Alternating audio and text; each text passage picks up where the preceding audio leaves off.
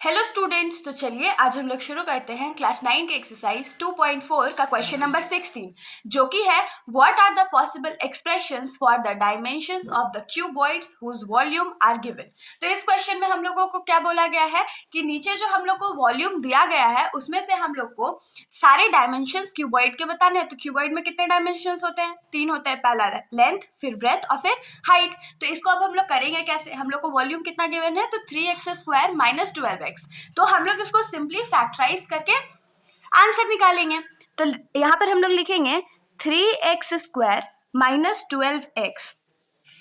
इन दोनों में से हम लोग क्या कॉमन ले सकते हैं? तो 3x कॉमन ले सकते हैं। तो 3x हमारा कॉमन आ गया, तो यहाँ पर क्या बचेगा? x बचेगा। माइनस है तो माइनस, और 3 4 12 होता है, और x तो हमने बाहर ले लिया। तो अगर हम लोग इसको थोड़ा सा सिंप्लीफाई कर दे तो इसको कैसे लिख सकते हैं? 3 into x into x minus 4। तो मान लीजिए ये हमारा लेंथ है, ये ब्रेथ है, ये हाइट है। तो हम लोग यहाँ लिखेंगे देयरफॉर द पॉसिबल डायमेंशंस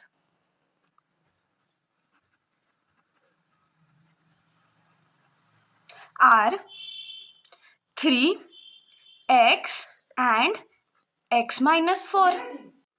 तो अब हम लोग आ जाते हैं इस क्वेश्चन के सेकेंड पार्ट पर। तो हमारा सेकेंड क्वेश्चन है volume is 12k² plus 8ky minus 20k। तो अब इसमें हम लोग इसको कैसे सॉल्व करने वाले हैं? तो एकदम सेम मेथड से सॉल्व करेंगे। सिंपली क्या करेंगे, पहले कुछ इन दोनों में तीनों में से कॉमन ले लेते हैं, उसके बाद क्योंकि ये क्वाड्रेटिक पॉलिनोमियल मेरे को दिख रहा है तो फैक्टराइज कर देंगे। तो चलिए इसको सॉल्व करते हैं। तो हम लोग लिखेंगे 12ky² plus 8ky minus 20k। तो अब आप लोग मेरे को बताइए कि इन तीनों में से ज्यादा क्या कॉमन लिया जा सकता है। मेरे को एक k तो दिख रहा है क्योंकि वो तीनों में है, और मेरे को नेक्स्ट जो दिख रहा है वो 4 है। तो 4k अगर हम लोग कॉमन ले लेते हैं तो यहाँ पर क्या बचेगा? तो 4 3 12 होता है, k हम लोग बाहर ले लिए तो ये y² प्लस 8k में से तो 4 2 8 होता है, तो 2 हो गया। k बाहर आ गया था, y बच जाएगा, माइनस k तो बाहर हमारा चला गया था, और 4 5 20 होता है। तो अब देखिए ये क्वाड्रेटिक पॉलिनोमियल है ना, और क्वाड्रेटिक पॉलिनोमियल को हम लोग कैसे सॉल्व करते हैं? तो मिडिल टर्म स्प्लिटिंग से।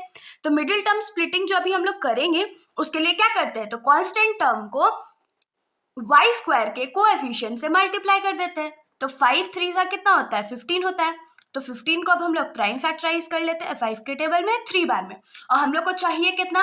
2 चाहिए। तो अगर हम लोग 5 में से 3 को माइनस कर दे तो 2 बचेगा ना हमारे पास। तो ये क्या हो जाएगा? 3y² plus 5y minus 3y minus 5 हो गया। फिर से हो गया ये 4k। अब इन दोनों में से हम लोग क्या कॉमन ले सकते हैं? तो मेरे को तो सिर्फ y ही कॉमन नजर आ रहा है, तो y कॉमन ले लेते हैं। तो यहाँ क्या बचेगा? 3y बचेगा, प्लस है तो प्लस बचेगा, और 5 बचेगा। इन दोनों में से हम लोग क्या कॉमन ले सकते हैं? तो कुछ भी कॉमन नहीं ले सकते, सिर्फ माइनस को छोड़ करके। तो -1 कॉमन ले लेते हैं। तो हमारे पास क्या बचेगा?